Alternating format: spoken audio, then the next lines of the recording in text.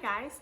I just wanted to be able to say hi to everybody at home, and so bummed that we can't be getting together right now.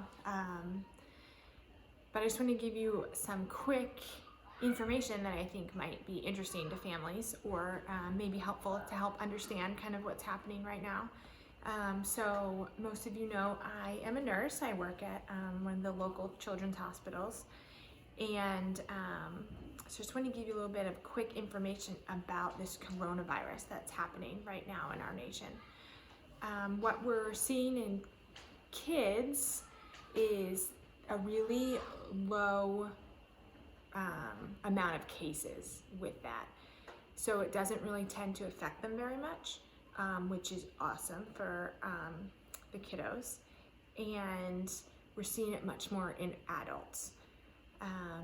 With that being said, of course, kiddos can still get sick from that, so we need to be cautious with that.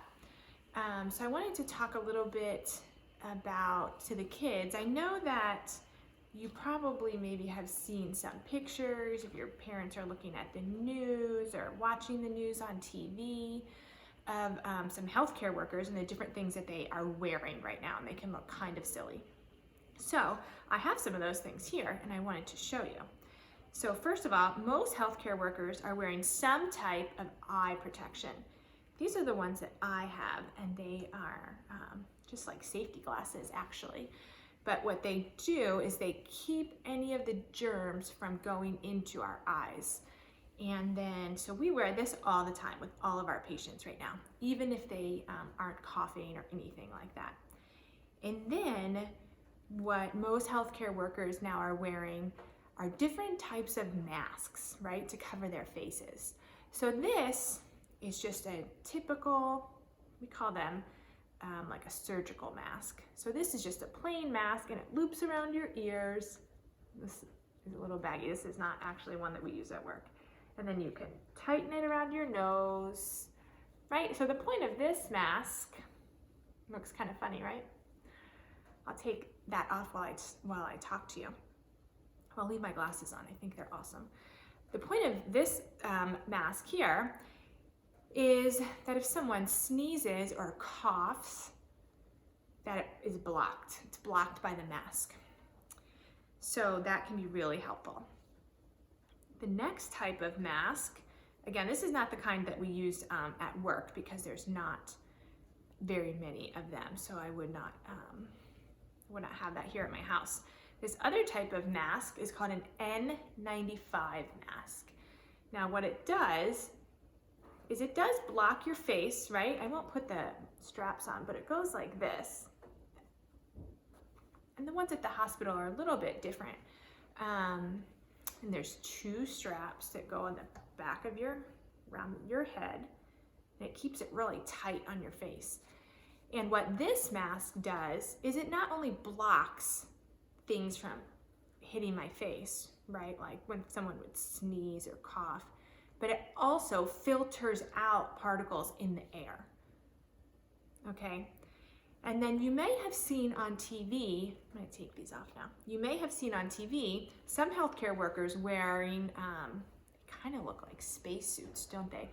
With the white thing that goes over their head, and it has a big plastic piece in the front, and they have big white or blue whole outfit on. And that's a totally different thing, but what it does is it filters the air for them so that they're not breathing in anything yucky, or nothing can touch them that is yucky. So there's different ways that germs can spread.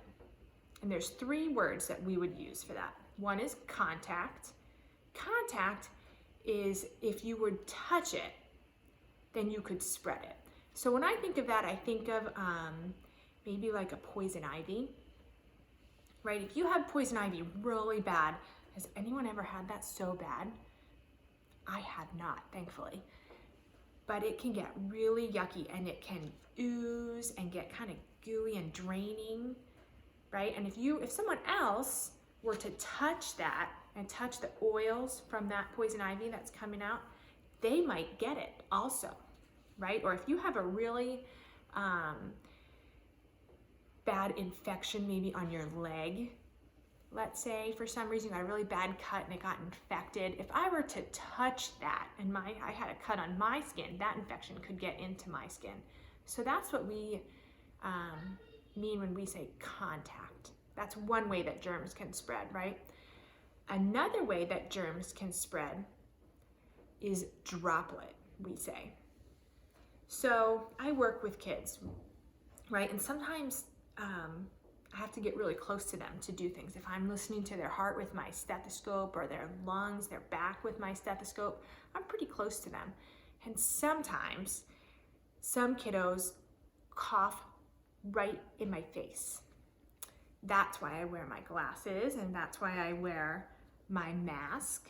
So when they cough, what happens is those germs come in really, really tiny drops. And we might not be able to see them. Sometimes you can. When someone coughs and you can see it come out, it's kind of yucko. But those germs are in those little drops. And those drops, if I didn't have my mask on and I was talking and a kiddo coughed or sneezed right in my face, it could go right in my mouth. And then those germs, now I have those germs too, and I would probably get sick. So that's why we wear the masks. This is the special mask. That's why we wear these masks. And that's why we wear these, because if it goes in my eyes, that's another way that those germs can get into my body. So we call that droplet. And then there's one more way that, major way that germs can spread, and we say airborne. So what that means is that the germs are just in the air and you can't see them. So that's why we would wear this special mask, because it filters out the air for us. Or that's why they wear those white spacesuit kind of looking things, because it filters the air. So this coronavirus is droplet. That's why most people need these masks to protect their faces and some type of eye protection to protect their eyes. When some people get really, really sick with the coronavirus, we have to do different things to them at the hospital to help them get better, and that can make those droplets go into the air. And when that happens, that's why some workers need to wear these types of masks or those white kind of looking spacesuit things. So those are just different ways that germs can spread. So that's why you see people wearing masks a lot and eye protection a lot, just to keep them safe. So I just wanted to talk to you a little bit about that. And then another thing that I wanted to talk to you about is why we have to stay home right now. So some of you might be really excited to stay home, right? And some of you might be thinking, man, I would really like to go out to the playground, or I would really like to go see a movie, or go to the library and choose some new books. And those are okay thoughts to have. But what we need to remember is that there's a lot of germs out there right now. And some people have those germs and they don't really know it right away because they don't feel sick. So in order that we don't spread all those germs to other kids or other people that might become really sick, we all have to stay home right now. Also, it helps the hospitals they need to have room for all the patients who are sick, right? So if we all are just doing our normal lives, a lot of people would get sick really, really quickly. And then the hospitals would not have enough space to help those people. We do not want to do that because that is very unsafe. So that's kind of why we have to stay home right now. So while it might be a bummer, it's actually a really important job. And then another job that we can do, I was thinking of ways that we can help, right? And I'm sure that your parents have already thought of these ways or have thought of different things that you guys can be doing at home. So some things that I was thinking are, one, we need to be praying, and we need to be praying really specifically. And that means, specific is kind of a big word if you don't know what that means, but that means that we need to pray for one thing and have a lot of detail about it, right? So instead of maybe just praying, Lord, please take away this coronavirus. That's a good prayer to pray. But we can pray specifically, I was thinking for maybe hospitals that you could pray for. Some of you live close to Doylestown Hospital. You could be praying for that hospital. Some of you live closer to maybe Abington Hospital or hospital in New Jersey. We could be praying for those hospitals because they're going to start to see some really sick patients soon. And we need to be praying that those hospitals are ready and that those workers are healthy and that they have everything prepared to take care of those patients when they come in. Another way that we can help, and this is kind of more for the parents because kiddos can't really do this, for the parents is there's a really big shortage of blood donation right now. And the reason is because, of course, people aren't going anywhere and a lot of the blood drives have closed and such. Now, the blood is not for the patients that have coronavirus. They don't normally require transfusions, but there are other people who are sick with other things. Maybe it's a cancer or maybe it's a different type of disease process, but they get blood transfusions normally to care for their condition. And they are running out very, very quickly of these blood transfusions. And so if you have given blood before and know that you can do it, you can contact the American Red Cross and they can locate an open site that you can go to and donate your blood. And that would be amazingly helpful for a lot of people. And then other ways that I was thinking we could help, if you live in a neighborhood where people see your yard, no one really sees my front yard because we don't really live close to the road, but I've seen people make signs that say that they're praying for them. And I think that that can be really big encouragement and something that every child can help work on. And then another thing, I know a lot of people have been asking me about making masks. So these type of masks.